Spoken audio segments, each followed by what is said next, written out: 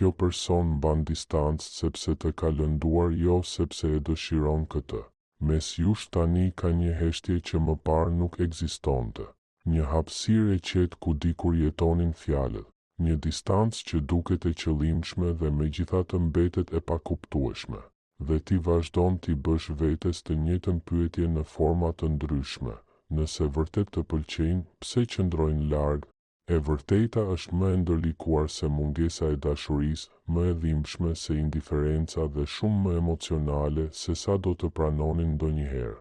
Kjo person mban distancë sepse të ka lënduar, dhe ti shikoj sërish në sy do të thotë të përballet me sjelljen e vet.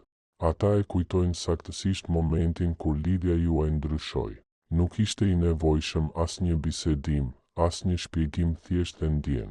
Diçka në tonin tënd, ajo hezitimi i shkurtër para përgjigjes, ngrohtësia e kujdesshme që dikur ishte e natyrshme. Papritur kishte një distancë që nuk duhej të ishte aty, një hapësirë e qetë ku më parë jetonte afërsia. Dhe pikërisht ky ndryshim i tronditi. Jo sepse ti u tërhoqe, por sepse kuptuan se ata ishin arsyeja. Ndërgjegjësimi se duhej të mbroje zemrën tënde sepse ata të kishin lënduar, thyen një pjesë të vetë perceptimit të tyre. Deri atëherë besonin se ishin njerëz që nuk do të shkaktonin kur një gjë të tillë. Ata u besonin qëllimeve të veta derisa pan se qëllimet nuk e fshin dhimbjen. Prandaj u tërhoqën qetësisht dhe pa fjalë. Jo për të ndëshkuar, jo sepse nuk u interesonte, por sepse shpresonin që distanca të mund të jepte diçka që vetë nuk mund ta jepnin, hapësirë për të marrë frymë, një vend ku zemra jote të ndihet sërish e sigurt. Por kjo distancë u kushton më shumë se sa mund të imagjinosh.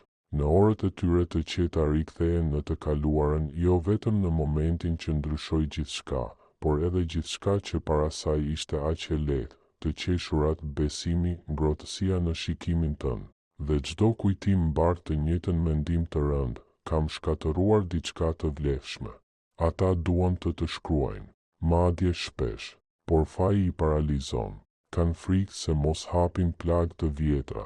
Nuk dinë si të kërkojnë falje në një mënyrë që i përgjigjet peshës së asaj që ka ndodhur. Dhe kanë frikë se çdo shpjegim mund të duket si justifikim. Kështu heshtin jo nga indiferenca, por nga frika. Mund të mendosh se nuk u intereson më për ty, por është e kundërta. Të vëzhgojnë nga larg, pa u vënë re në heshtje. Vënë re se dukesh më i fortë, më i pavarur, se nuk kërkon më kontakt, dhe se cili prej këtyre shenjave i mbush njëkohësisht me krenari dhe dhimbje. Krenari sepse po ecën në rrugën tënde, dhimbje sepse ndoshta nuk kanë më vend në jetën tënde. Arsyeja e vërtet e tërheqjes së tyre nuk është mungesa e ndjenjave, është dyshimi ndaj vetes. Pyesin veten nëse janë pjekur mjaftueshëm, nëse mund të duan pa lënduar, nëse e meritojnë të jenë sërish pjesë e jetës tënde. Dhe kështu mbeten të bllokuar midis dy frikave, frikës se mos të lëndojnë përsëri dhe frikës se mos të humbasin përgjithmonë. Por një gjë mbetet e pandryshuar, ti nuk je harruar, ti nuk ishe një kapitull që mbyllet lehtë, ti ishe një pikë kthese. Dikush që u tregoi se dashuria kërkon përgjegjësi dhe guxim. Ndoshta një ditë do të kthehen, por vetëm nëse vërtet kanë arritur pjekuri. Nëse kanë mësuar të përballen me të vërtetën e tyre, dhe nëse jo, duhet të dish, vlera jote nuk ka varur kur nga afërsia ose largësia e tyre. Rruga jote vazhdon.